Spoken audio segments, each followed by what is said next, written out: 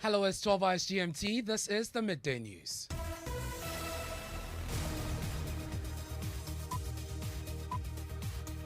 The news is live on Joy99.7 FM in Accra. We are live in Kumasi on Love 99.5 FM. On Facebook, we're streaming live and over 30 affiliates across Ghana's 16 regions, including Lolonyo FM in Hohoi, A1 and Dreams FM in Bogatanga, Jubilee Radio in Keta, Radio Wa in Wa, KTU is in Koforidua, and Radio Max in Takrade. Go digital on Spotify, Facebook and the MyJoy online app. And coming up this afternoon, Ghana's response to the deadly Marburg virus and the threat. As it emerges, there's a high level of ignorance of the disease among the population. This is my first time hearing about it. I think I've even gotten it before and I have no idea. The last one I heard was the Omicron. The new one, I heard it's the news, but for the details, I don't know much about it. Saying that I didn't hear anything about that. So I am innocent.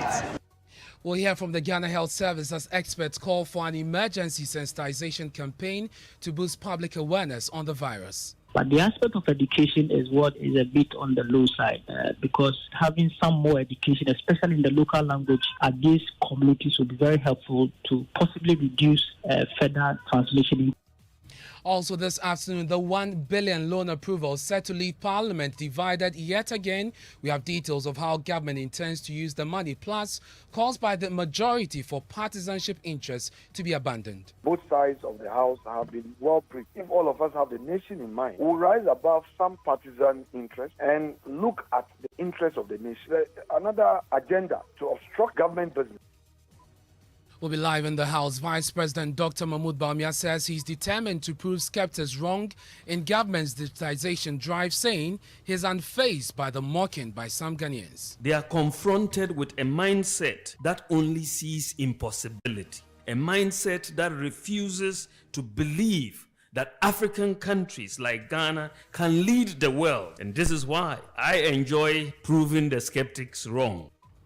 And as the Foreign Ministry undertakes assessment tests for the implementation of the e-visa system at the Kotoka International Airport, government is confident of efficient service delivery. Our diasporans should get the Ghana card before they leave Ghana. When they get that Ghana card, they can travel to Ghana without applying for a visa at any embassy abroad.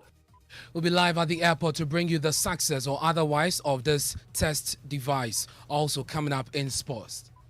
Well, it was a bittersweet race for Joseph Paul Amwa, who ran his season best time in the 200-meter heats, but still failed to qualify for the semi-finals at the World Athletics Championships. We hear from the athlete. And coming up later here on the Midday News, we'll bring you the story of Jafaru, whose 26-year-old brother died because the family could not raise 700 cedis to fuel an ambulance for his transportation to the Tamale Teaching Hospital after being involved in an accident. At that instance, we didn't have that money on us to pay for the fuel. But unfortunately, when they took him there, he passed away. We have details of these stories and more in this half-hour package. Please stay with us.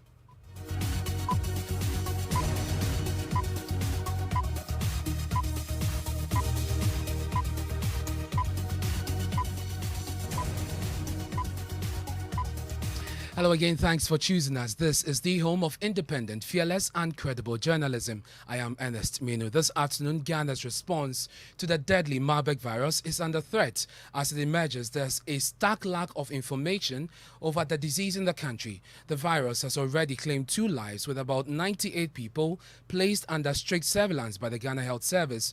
Although 31 have been discharged after clearance by authorities, many more people across the country have close to no knowledge about the virus. Listen to some of them who spoke to Joy News. It's a virus and it's around. I'm sure it's killing people in the system. So people should be well aware of what is happening around us. So it's here and the COVID-2 is here as well.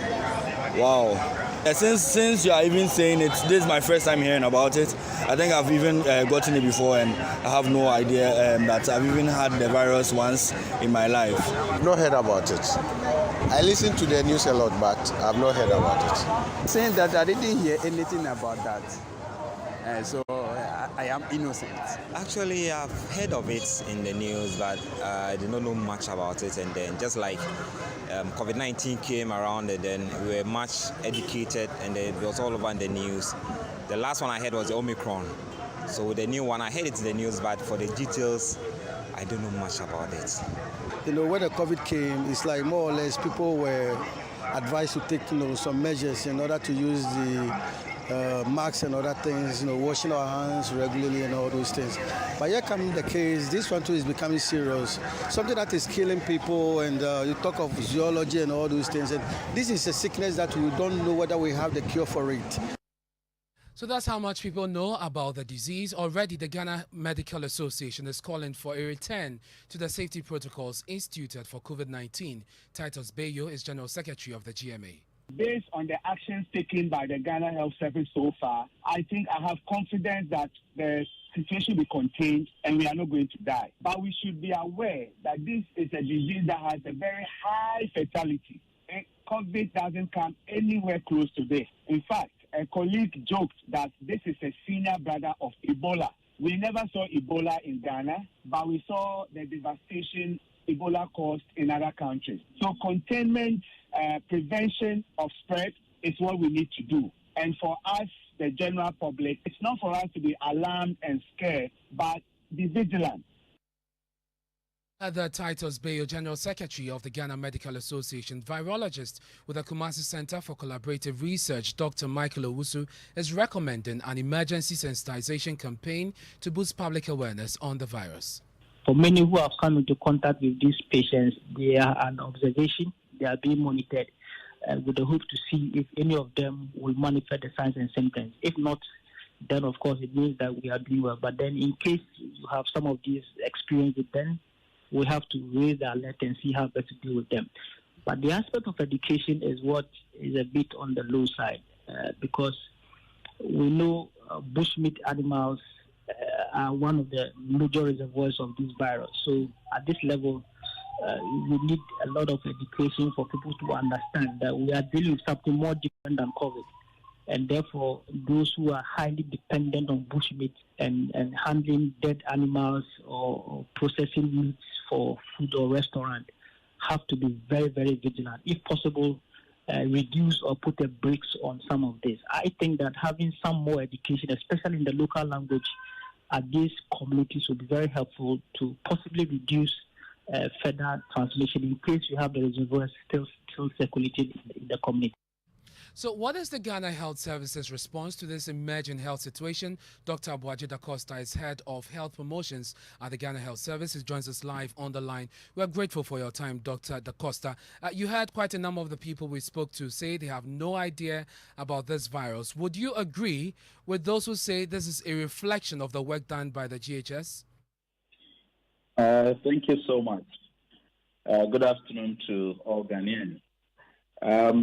Let me say that the regions where these virus, were detected, we are decentralized service, and a lot is being done in those regions.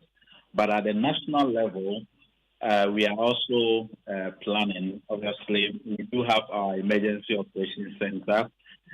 We have, as we stand now, we have our risk communication plan, which we have developed some materials, but we go through a lot of approvals before it comes out. So we are working on that.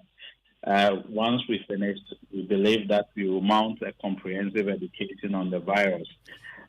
Yes, it is new in Ghana, as COVID was new.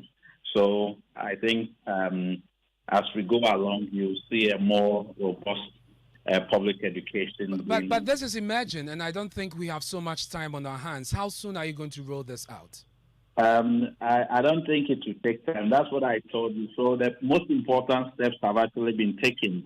So the first thing is, like when you detect such cases, you do contact tracing.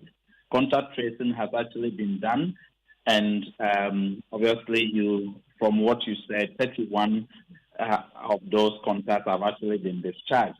And the incubation period is 2 to 21 days.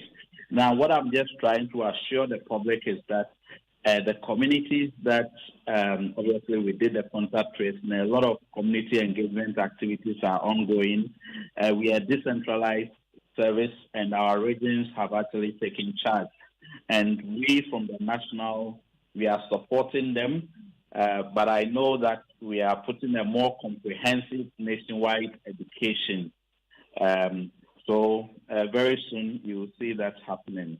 Very well. Thank you very much for your time. That's Dr. Boaje Da Costa. He is the head of health promotions at the Ghana Health Service. Now, the World Health Organization is requesting the sharing of information among countries in West Africa. Here's country director, Dr. Francis Kasolo. What we need to be doing is sharing information across borders and pulling together resources to be able to heighten our surveillance, that is, the ability to detect any cases that may cross borders. I think that's the best way of addressing such an outbreak. Closing of borders does not in itself prevent the infection from crossing borders, because as we know, the borders in most of our countries are so porous that really it's an exercise in futility. WHO country director there, Dr. Francis Kasolo. Let me take you now to Parliament, because we may see a divided House along strong lines in the next 48 hours. That's unless government wins the support of the NDC members in Parliament. The majority side will be hoping to push through a $1 billion loan facility believed to be critical in bringing some immediate relief to the current economic challenges. Key NDC members, including the 2020 flag bearer, John Mahama, have insisted the loan should not be approved until the terms are renegotiated to make them favorable and the same captured in subsequent budgets. We are unable to support the approval of the $250 million component. On the issue of the $750 million AfriExim component, some efforts have gone into renegotiating the cost and terms, which now appear more favorable than when it was originally presented to Parliament. Clarity is, however, yet to be brought on the exact purpose and use of the loan. The NDC will only support the approval of this component if evidence of its use for specific growth-related projects leading to improvement in the lives of our people is presented to us. You had the former President John Dramani Mahama. Let's go live to Parliament now and speak to the Minority Leader, Harun Idrisu. Thank you very much, Mr. Idrisu, for your time here on the Midday News. You had given a condition for your support for this deal, which is clarity on what the facility will be used for. As of now, do you have that? Do you have that clarity? The minority is concerned about the growing debt portfolio of our country. The country is tottering at the precipice of bankruptcy. And I think that limiting the power of government to borrow is vested in Parliament under Article 181 of the 1992 Constitution.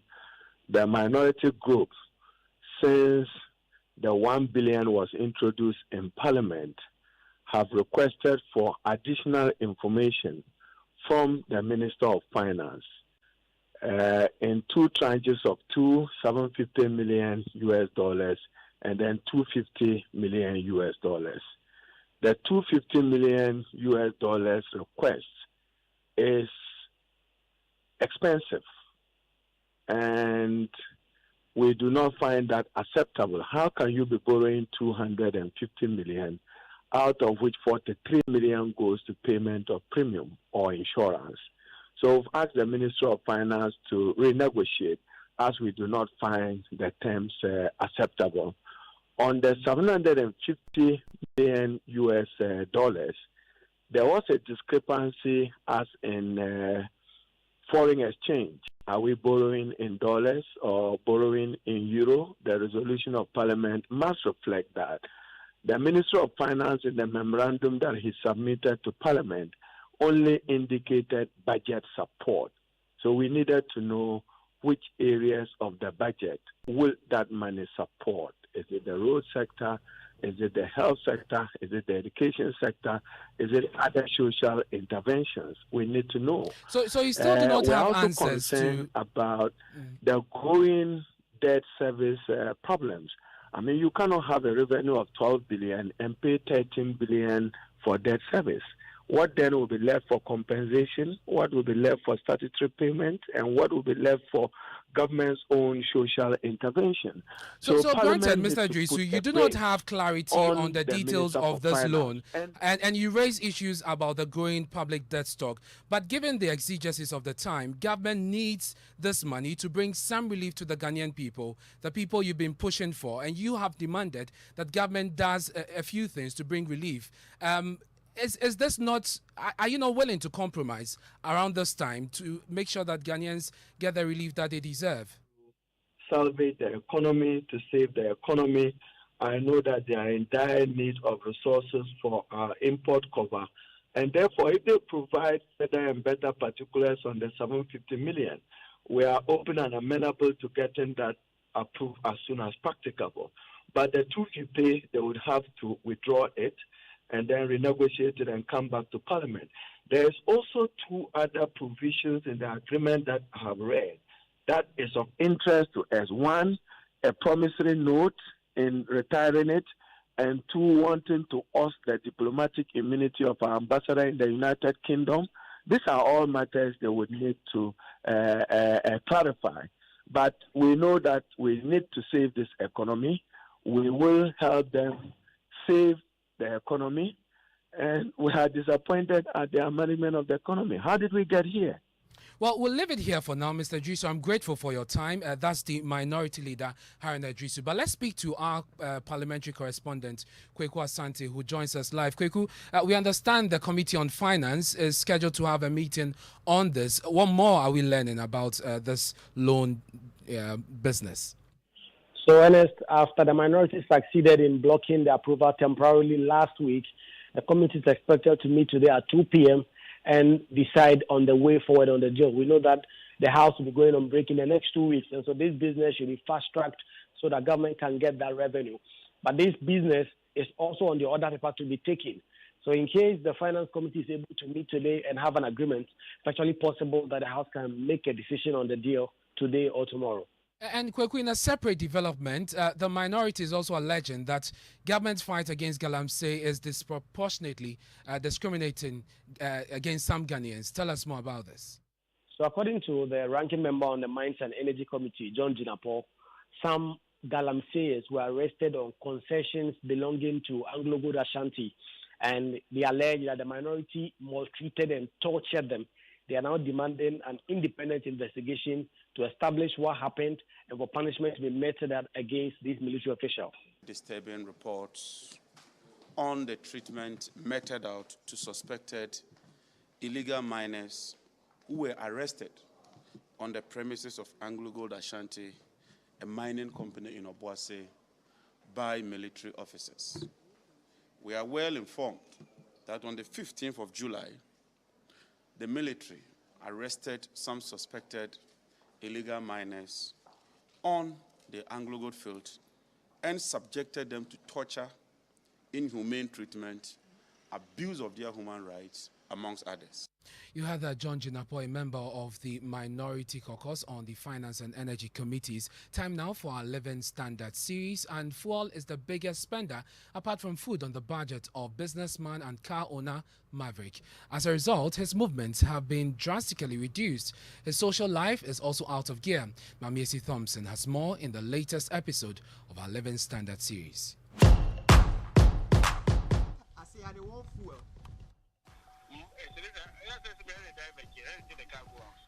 So you left the ride for office there. What you did? You pick this go house. You did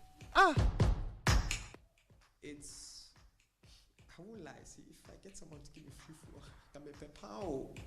Because it's heavy on the wallet. Entertainment or recreational luxury is really out of the question.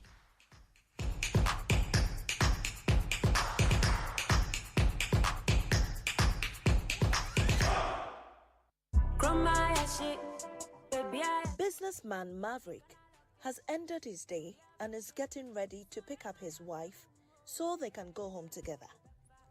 He's been driving his dad's GMC Terrain for about 2 weeks, and the fuel consumption is stretching his budget. In the past week alone, he spent more than 1,000 cedis on fuel for his rounds. His fuel gauge is down. He calls his friend to cushion him. Unfortunately, his friend's situation is not any better. I say I don't want fuel.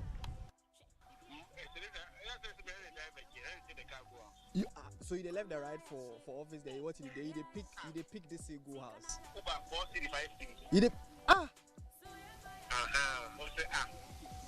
You get Uber 4 CD 5 CD they go out. Then why they drive there? Because you don't really move around plate.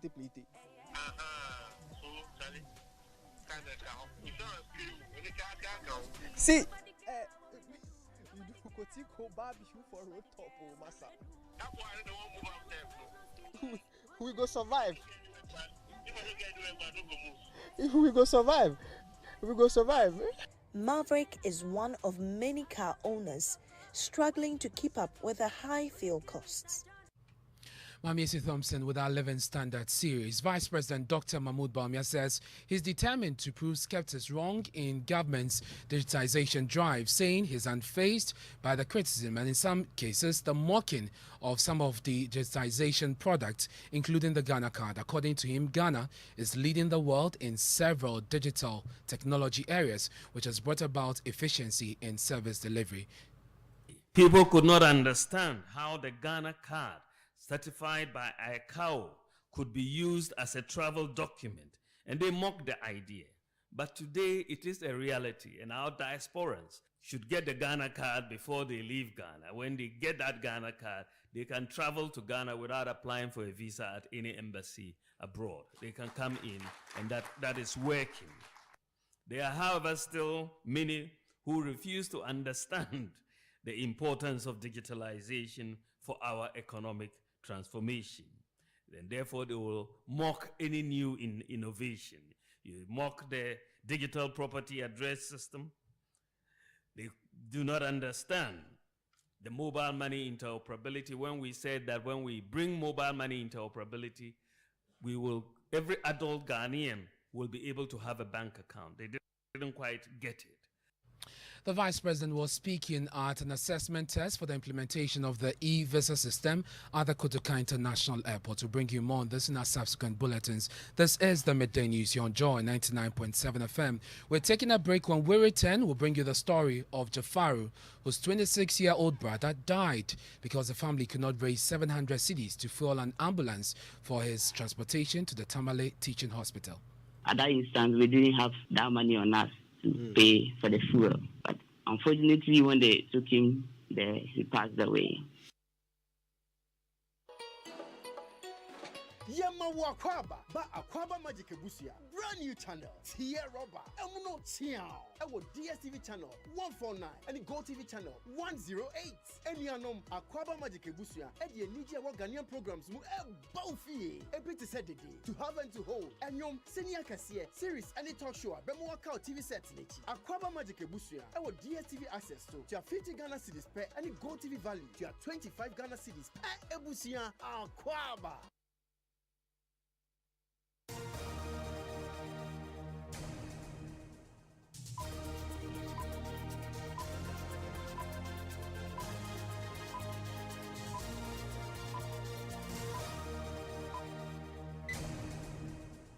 Thanks for staying with us here on the Midday News on Joy 99.7 FM. Let's find out the latest in sports. Oriku Aponfo is here. Hello, Oriku. Thank you very much, Ernest. And as I did mention earlier, it was a bittersweet experience for Joseph Paul Amwa in the 200-meter heat event at the ongoing World Athletics Championships in Oregon, United States of America. The Ghanaian finished 5th in his heat and failed to qualify for the semi-finals. However, he still managed to put up a season's best time of 20.40 seconds. Let's hear from the national 200-meter record holder. This is the fastest I've run in 200 all season. I feel like I'm getting back to my last year's shape at the right time. I think the 200 meters is not as short as 100, and you need endurance and stuff like that to be able to cross the line. And looking at the injuries that I faced during the season, there were some training workouts that I wasn't able to do or finish. So it kind of, the endurance part is kind of not there, but, we still want to push to see how best we can come out with the results here. That was Joseph Paul Amoah, who didn't make it to the semifinals of the 200-meter event. But remember that Team Ghana still has some hope with the 4x100 relay event left, as well as high jump with the Barakwa as well, and then long distance with Alex Amankwa as well. Good luck to the rest of the team. Thank you, Riku, for bringing us the latest in sports. Now, some Ghanaians have been sharing their deal with the National Ambulance Service. Following revelation, people requiring their service are sometimes made to pay before they are transported to health facilities. A parliamentary ad hoc committee is investigating the circumstances leading to the death of a pregnant woman while in transit because his husband could not pay 600 cedis demanded by the ambulance service to transport the deceased from Takoradi to Accra. Today on the Super Morning Show, Jafaru Mohammed says his 26-year-old brother died after the ambulance service demanded 700 cedis before they will transport him from Damongo to the Tamale Teaching Hospital. On the 12th of June, my brother had an accident, and then the case was very bad. So when we rushed him to the Damongo Teaching Hospital, they told us to buy fuel so that they could move him from the hospital there to the teaching hospital. So we had no choice than to raise that amount because we needed him to stay alive. So I had to contact my uncle, Mr. Gerard, before we could raise that money, because at that instance we didn't have that money on us to pay for the fuel. Well, the CEO of the ambulance service, Professor Ahmed Nur Zakaria, explained the ambulances are fueled mainly for road traffic accidents. And basically, when it's an inter-hospital transfer, they will have to discuss possibility of what we call the fuel support.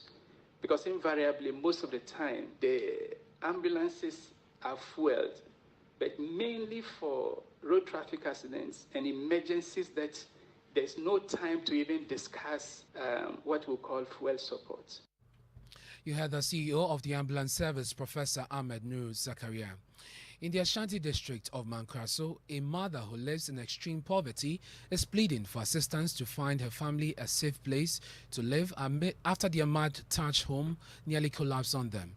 50-year-old Ifya Mansa was compelled to get married again after her husband passed away and left her responsible for their 10 children. But things got worse after her new husband forcibly had sex and impregnated her, a physically challenged daughter, leading to his incarceration. Erastus Asaridonko reports. After her husband died, the 50-year-old mother of 10 gave out some of her children for adoption and married again to take care of the rest. She moved into this mud-thatched house on the outskirts of Mankranso. But things got worse when her new husband, with whom she has 2 additional boys, forcibly defiled and impregnated her 15-year-old physically challenged girl.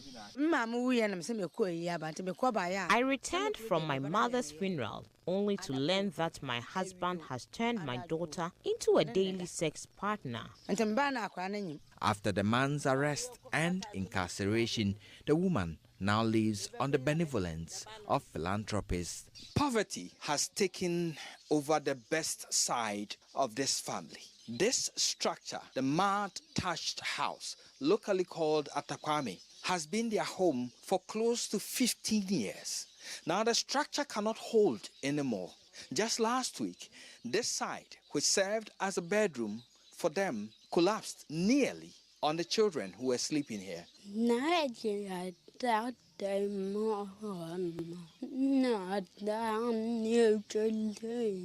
She's telling me that the building collapsed and nearly killed her son, and they were sleeping in the room just close to where the wall collapsed. They